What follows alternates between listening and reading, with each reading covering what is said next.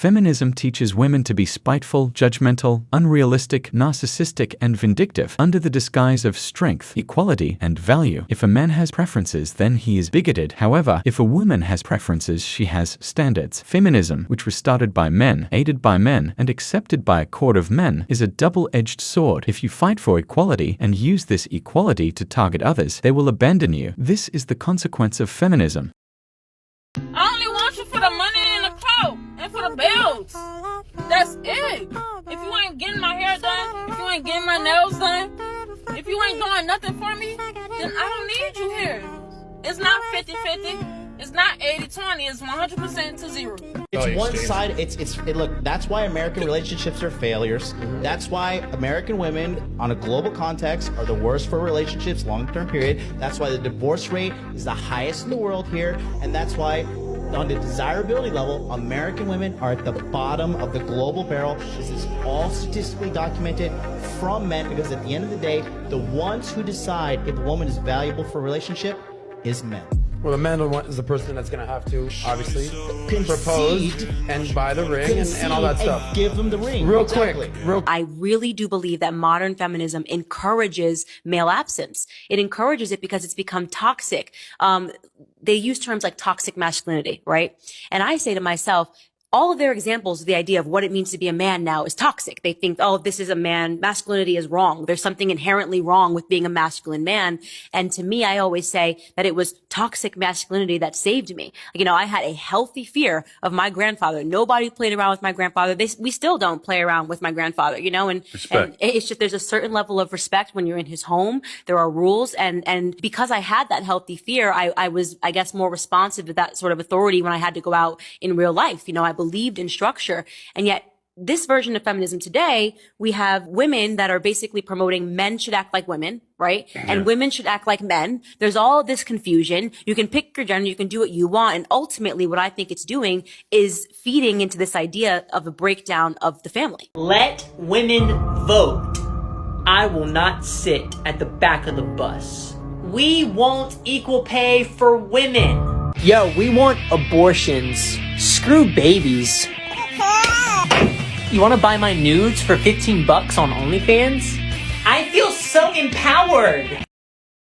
Who killed modern dating? Did feminism kill modern dating? Well, first, we need to address the crux of this issue before addressing the question.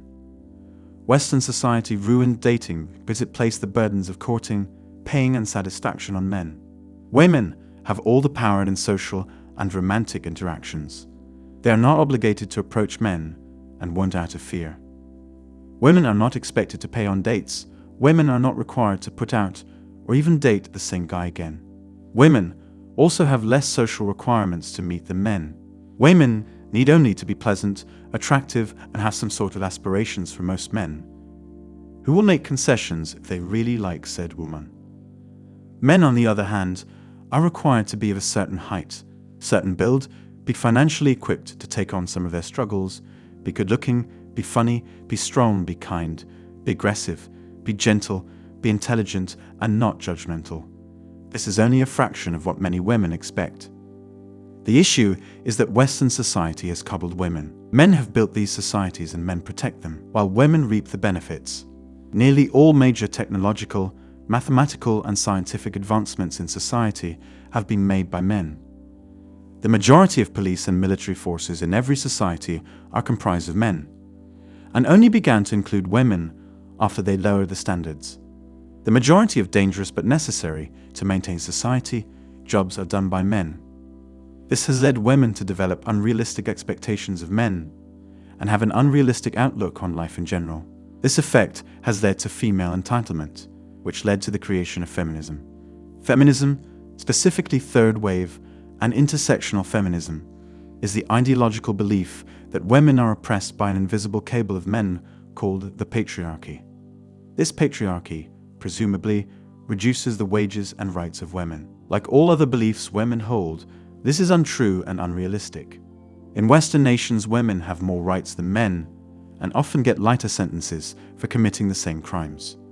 Women are also not paid less, they earn less over time because women are far less likely to work long hours, take off more days and for longer periods, and are least likely to work dangerous jobs that pay more and require long hours on average.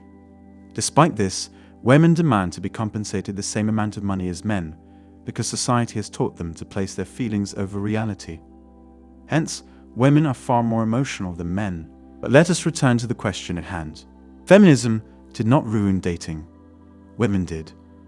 All feminism did was provide them an axe to swing. Women already had unrealistic standards and expectations. Feminism provided them a justification for doing so. What women are now starting to understand is consequences. Feminism, which was started by men, aided by men, and accepted by a court of men, is a double-edged sword.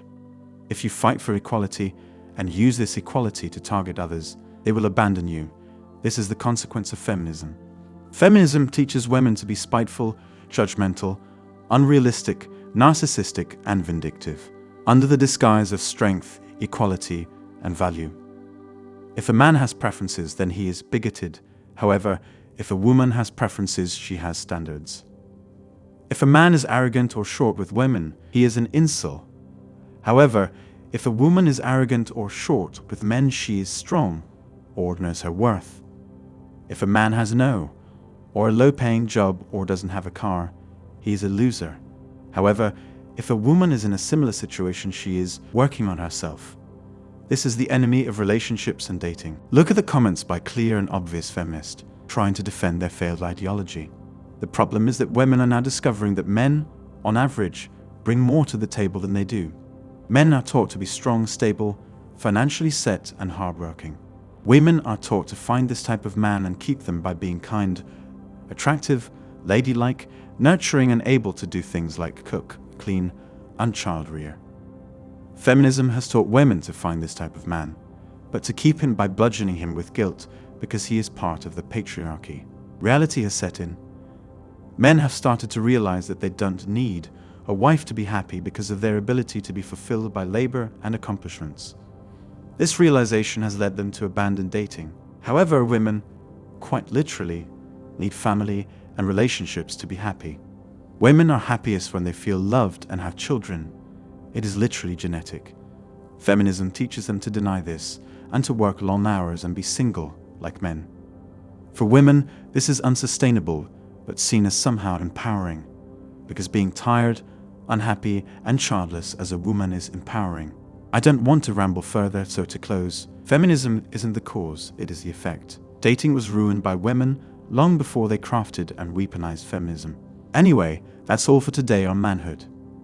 Don't forget to smash the like and subscribe buttons, and also click on the notification bell to be the first to know when I drop a new video. If you find value in my videos, you can show your support through PayPal or Cash App.